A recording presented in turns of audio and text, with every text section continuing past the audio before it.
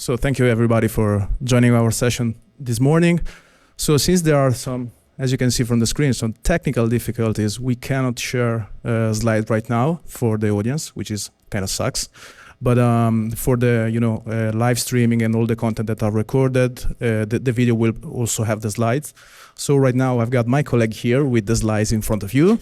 I don't know, it's nothing compared to the the big screen, but if you wanna just have a little bit of content of what we are trying to talk with you today, so please go to the very first or second lines for just starting seeing for the content. So thank you very much.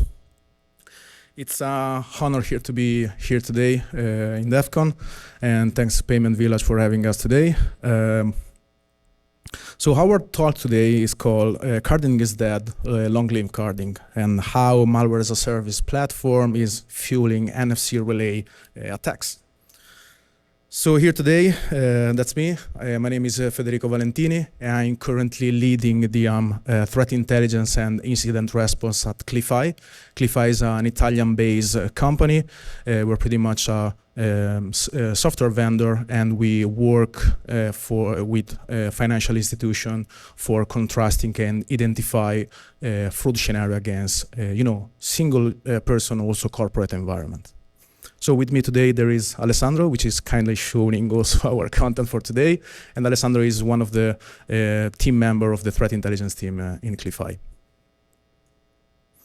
So before getting started into the content, I would like to give you an overview about the concept of carding.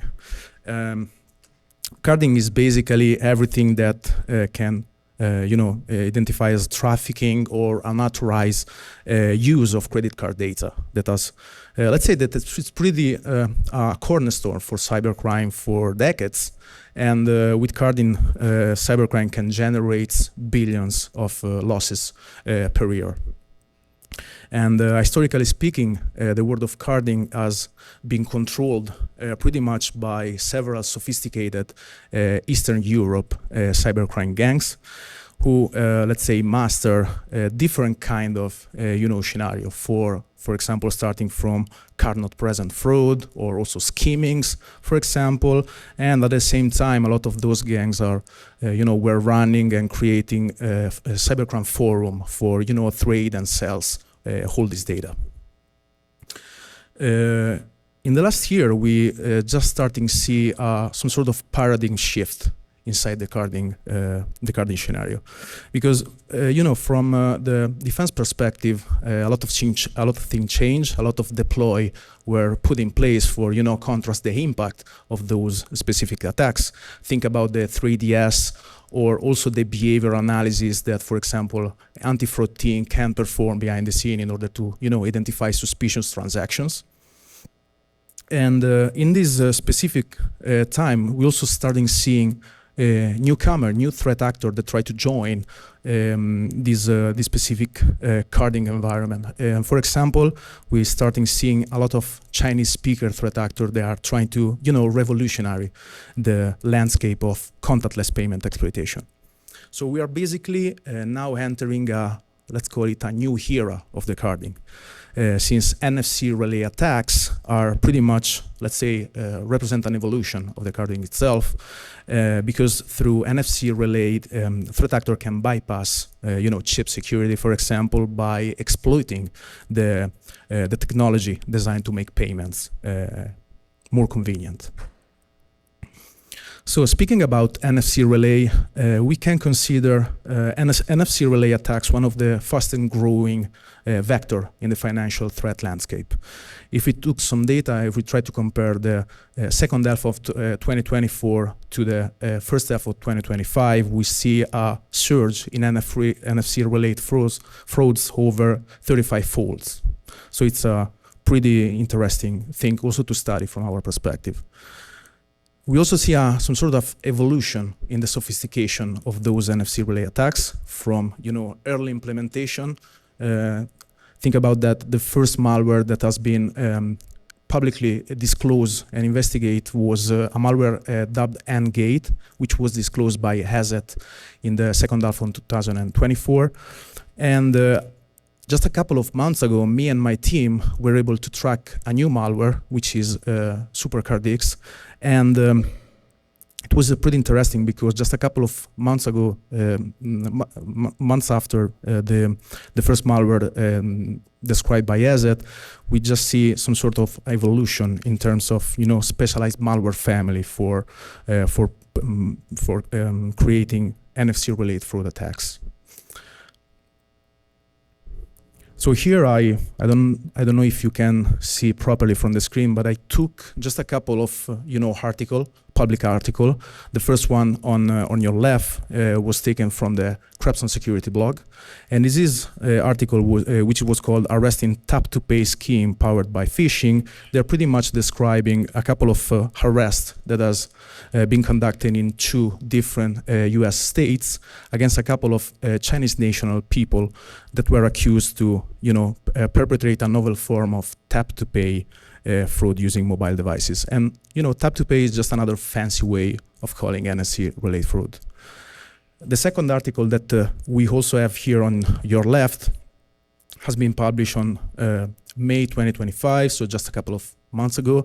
And here they are describing pretty much that just two years old kids, which were Ukrainian citizens, were detained by a police officer of Poland. So they were arrested I think it was in Warsaw, which is the capital of Poland in Europe, after they conducted several attempts to create NFC-related frauds against Polish citizens. So just to let you know that this is not some sort of theoretical kind of attacks. Right now, there are several threat actors all around the world that are pretty much producing real incidents. And speaking about Supercard X, Supercard X was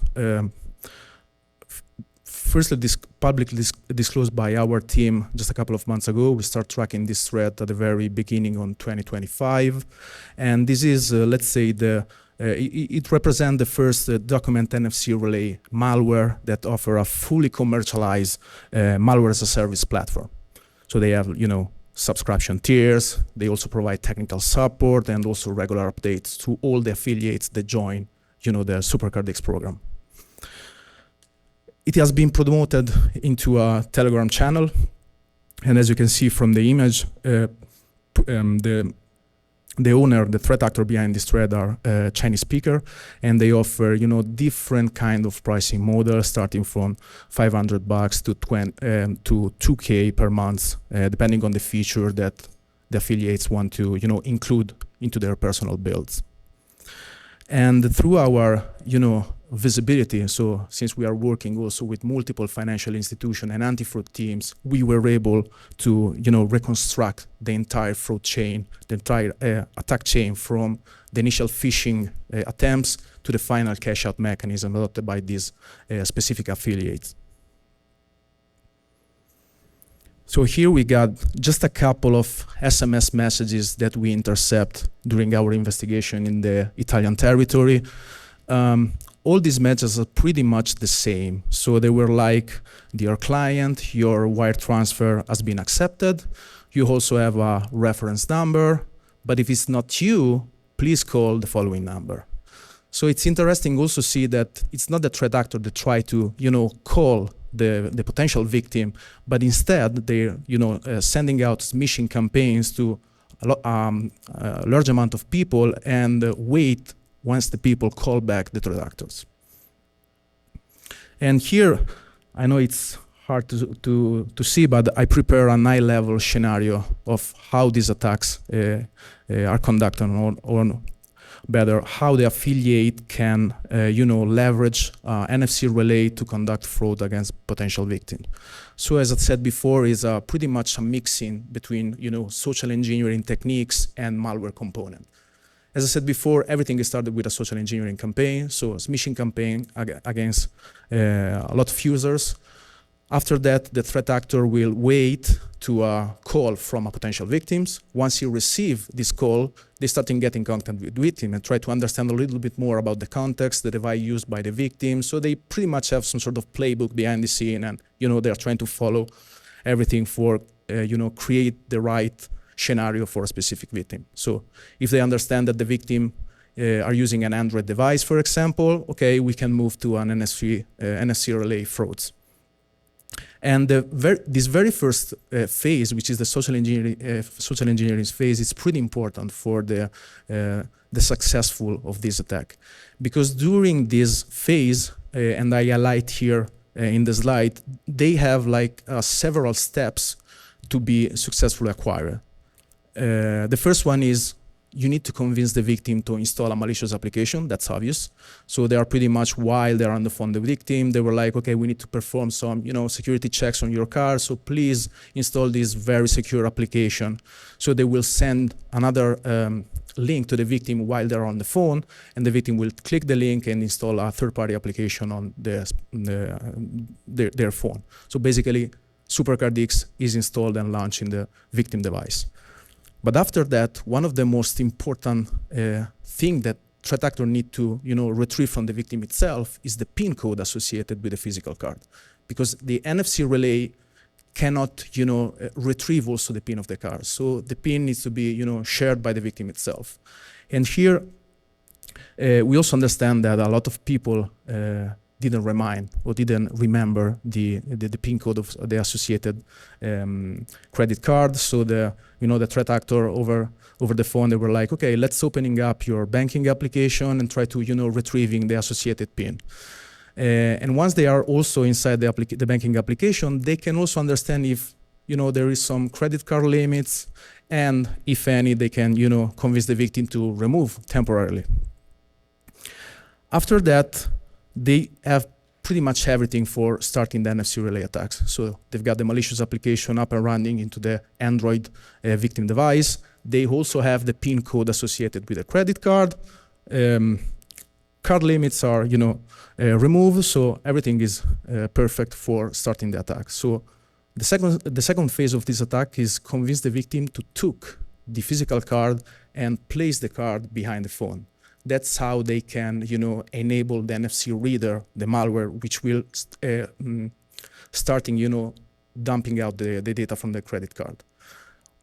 All this data will then send over the internet to a dedicated command and control infrastructure run by the threat actor itself. And this command and control infrastructure will then push this data in real time to another Android device, which is in this ecosystem called a receiver device.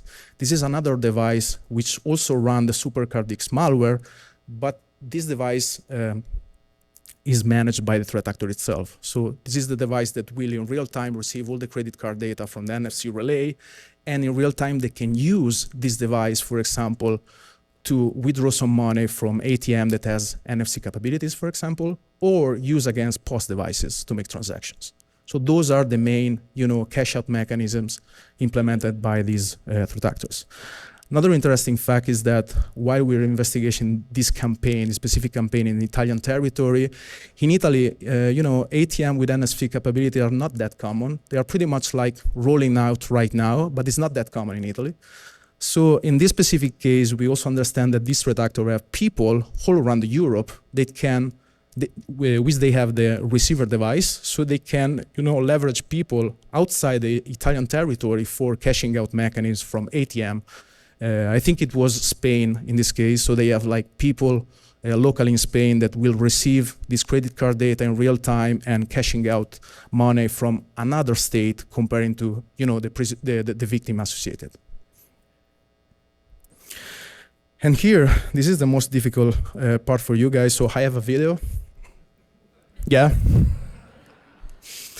And I also need to pause the video in certain, points in order to give you a little bit more understanding. So this is interesting because while we're investigating this Telegram channel, the threat actor record a lot of videos in order to, promoting their malware to affiliates and just to, showcasing all the functionalities and capabilities.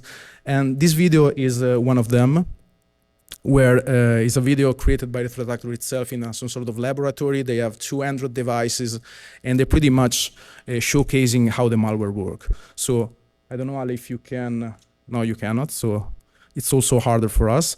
But those two devices has already the Supercard X application installed on the device. You've got on the right the victim device, and on the left the receiver device, which is the device the threat actor use for perform a transaction. So just to use a little bit of imagination here. So they pretty much opening up. Oh, okay, you got the video? No video? Oh, perfect. So here, let me. So for the people who are gonna see the video online, so the threat actor opening up both of these applications, and during this opening up phase, they pretty much need to log in with the same username and password. That's how they link, the victim device and the receiver device. This is a pretty tough phase also for affiliates, because consider that during a real-world attack, they need to, give this credential to the victim and try to convince the victim to put an email and a password for opening up this suspicion application. This is something weird, but as I said before, since this is a malware as a service operation, typically the threat actor behind this threat, they also try to understand a little bit more about the affiliates they're requesting from the field. So probably some affiliates were like, I don't like that, I need to convince the victim to put some username and password. And right now they are, creating more and more updates of this application. This is one thing that they try to update. So this isn't, right now, hold the victim didn't have the, they don't have to put a specific username and password. They already are coded into the malware build. So they pretty much, make some updates on this routine. So right now, in the video, you will see that the linking up those applications, and after that, once the applications are correctly linked up into the command and control infrastructure, they will put a credit card behind the victim phone. So in real time, the receiver will receive all the credit card information, and then they have a POS device, which then will use for create a transaction and authorize in real time. I know that's hard, just use a little bit of imagination right here. So here you will see that the POS device, you also hear some sounds here, so meaning that transaction is approved correctly. And since this is a laboratory, let's say, setup, so the transaction has a very smaller amount, so it didn't require, to also provide the PIN of the associated card. And the transaction has been correctly approved. So right now I will leave the stage to my colleague Allesandro. Thank you very much.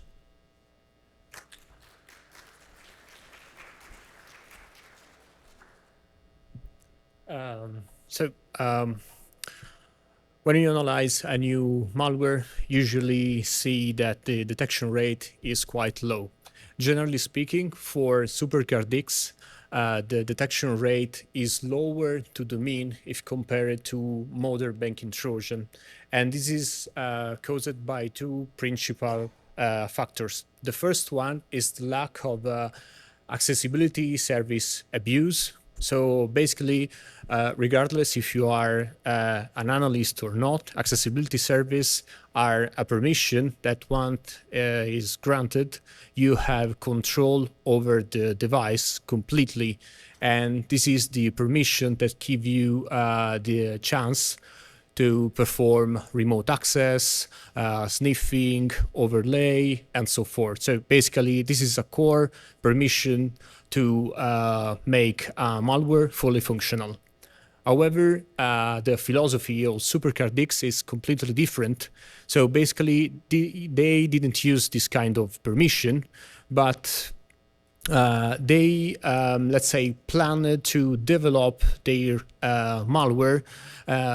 They designed it actually to create this malware to perform a fraud in a very specific way, abusing legitimate, let's say, permission without using the accessibility services. So basically, Supercard X is just using the NFC and also the internet connection to send this information to the command and control. Another interesting stuff that Federico mentioned before is the connection between the fraudster community and developers of Supercard X. So basically, they are really interested in feedback by the community and try to update their software according to this feedback. So I know you can see very well the slides, but basically they are requesting to be a little bit more smooth the process of onboarding the victims in order to make the fraud. So basically, when you see the social engineering attack and all the steps needed by the attackers right now are quite tedious because they need to let's say, log the user in the session, so need to speak at the phone, causing, let's say, misspelling or typo. It's quite a bit, let's say, annoying. So this is a function that wanted to improve. And they actually made it, by the way. So this is the screen that you will see in I don't say it's the novel application, but this is a kind of rebranding of Supercard X that is called Lion by the authors itself, where there is actually a lobby. I know it's quite a bit hard to see, but in the middle we see something like a fraud manager that is able to see all the people in the lobby. And there is a little chain between the icon on the left and the icon on the right. So one represents the victims and the other one on the right represents the money mule. So basically, this is a very flexible and real-time fraud system, because if something happened to, let's say, the money mule, there is some error maybe. So error in the transaction, of course, the fraud manager is able to switch the money mule in real time, actually trying for another transaction. So the same happens also for the victims. Maybe something is going wrong with social engineering attack and they can just switch immediately the victim, conducting actually the frauds. So let's say this is a well and promising fraud system. And as a researcher, our question is to, okay, this is a good researcher and let's say not research, but malware that have a promising fraud potential also in the future. But how about old school malware? So old school malware, we say the malware that are fully functional and uses remote access, overlay, injection, sniffing for, let's say, SMS. And we were curious about, okay, are those malware developers interested in embedding the functionality of NFC relay? And in order to answer this question, we take advantages of a DroidBot story. So this is malware that we discovered in late 2024. It's a fully featured malware, so it has all the capabilities that you should know nowadays. It's used the accessibility services and so forth. Why we took this story? Well, after we discovered this malware, we saw on the Telegram channel that they actually, after our exposure, they wanted to dismiss the whole operation. So because of that, we see that the whole infrastructure was shut down and everything was, let's say, they seems to disappear, vanish in the shadow for, let's say, a little bit longer than we expected. But we know it's not our job to trust someone that is used to lie. So basically, we were just waiting for a comeback. And this comeback happened a few months later, in February 2025. We see a message posted by one of the main developers in the underground forum, claiming that he developed a new bot from scratch, by the way, using an NFC relay attack.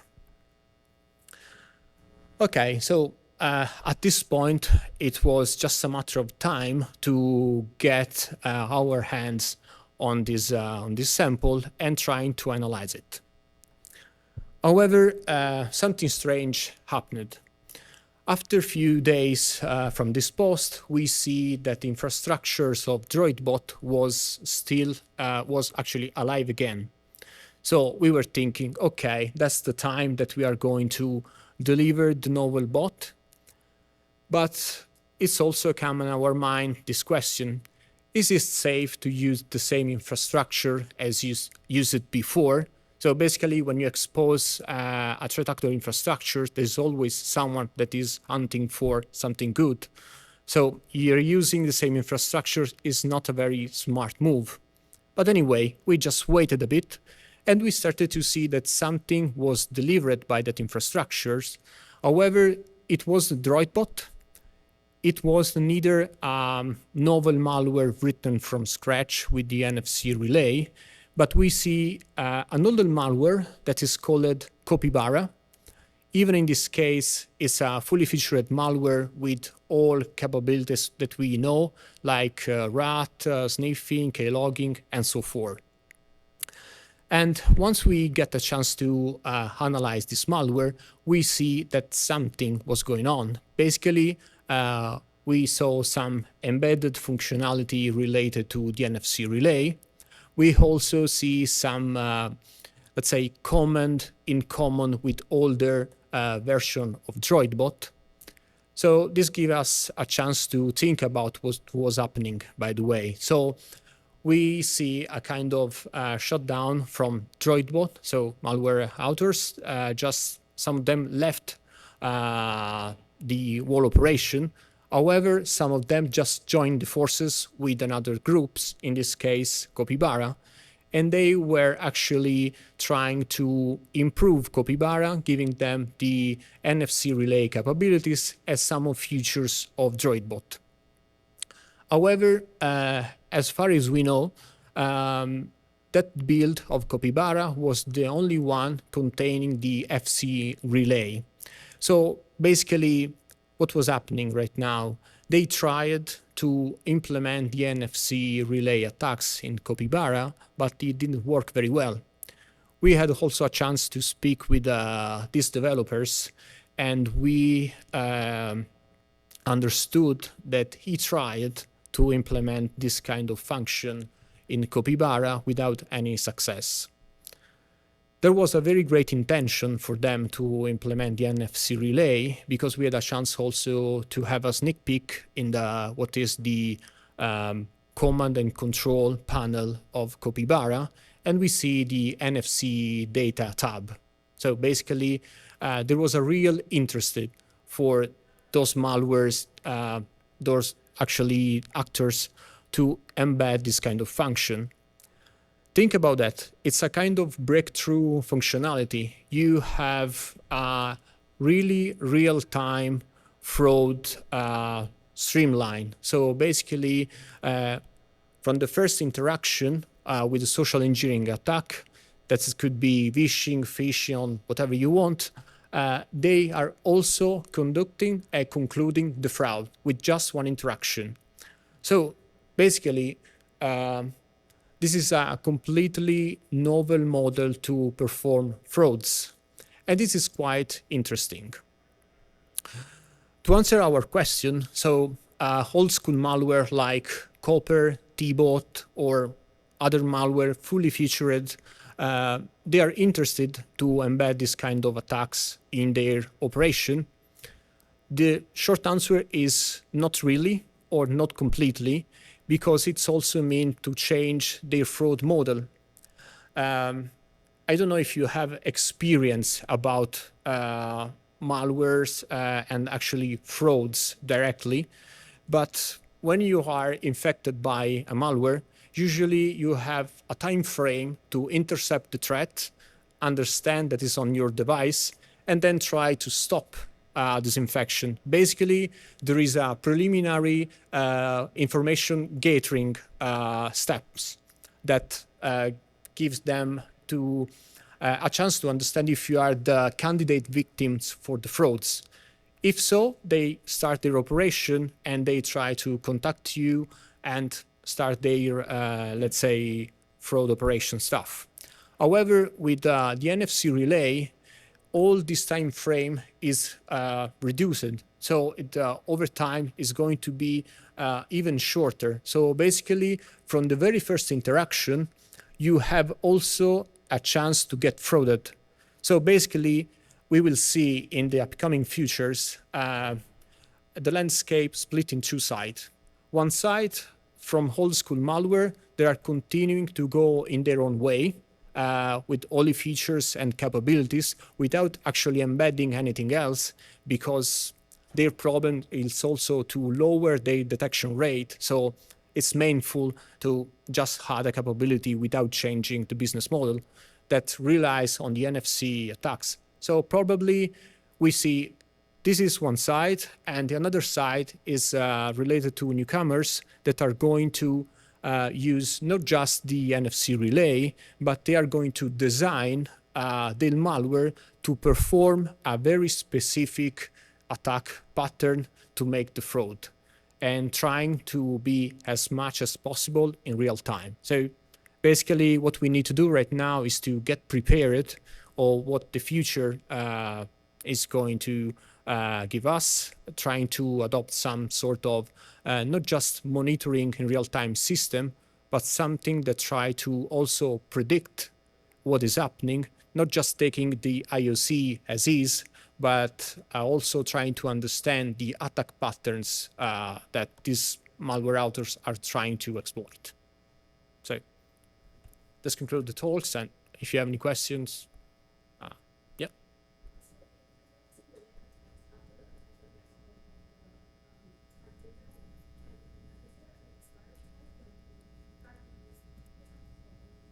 Yes, exactly. There is an expired time. You don't have a lot of time to make the transaction. Usually it's something that is happening in real time.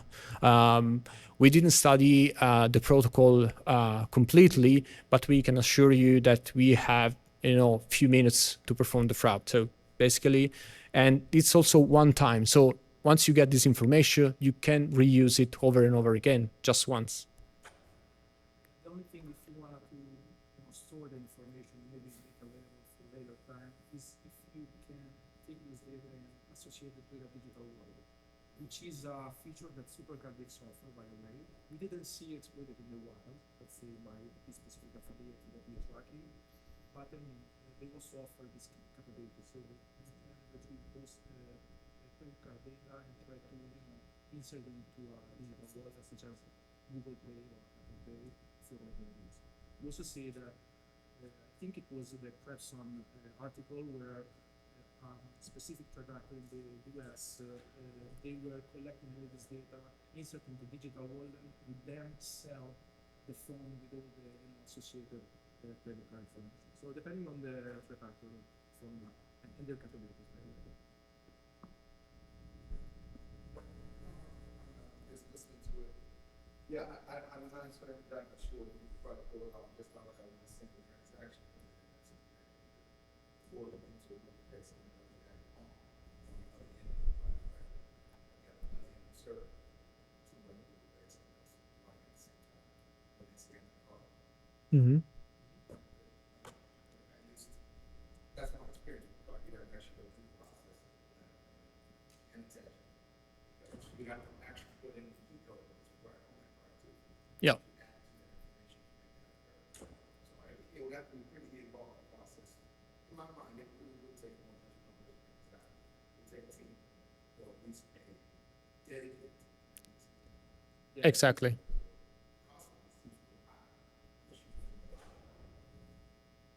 Absolutely. They pretty much have dedicated people for example, native speaker that can, convincing the victim into installing the application and do all the stuff. But they also need information like physical person that can cash out in real time. So they pretty much have multiple, people spread in different countries also for the cashing opportunity. Yeah, and that's why we also see this kind of rebranding, right? We have the, let's say, fraud manager. So it's able to change if something is going on, the money mule. So it's actually very interesting to see how the group actually works behind hoods. So, and of course, it's dedicated a quite large, let's say, team, because you have different places to make the cash out and so forth.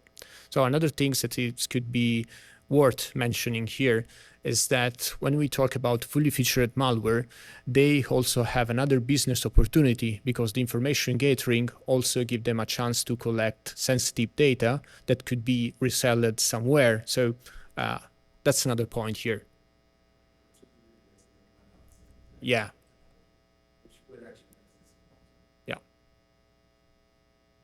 Anything else?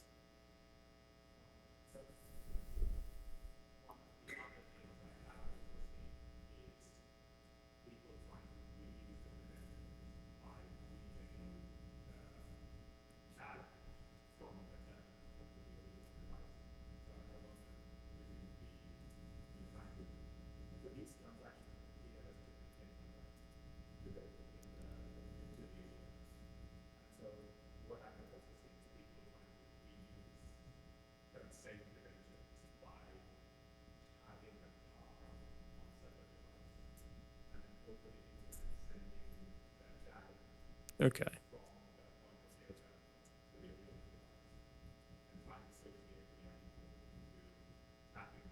Okay.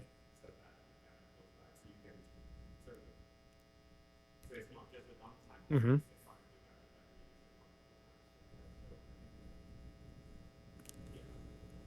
Yeah, but it also requires to be more than one interaction with the victim. So that's actually a kind of weaknesses that I spot here. So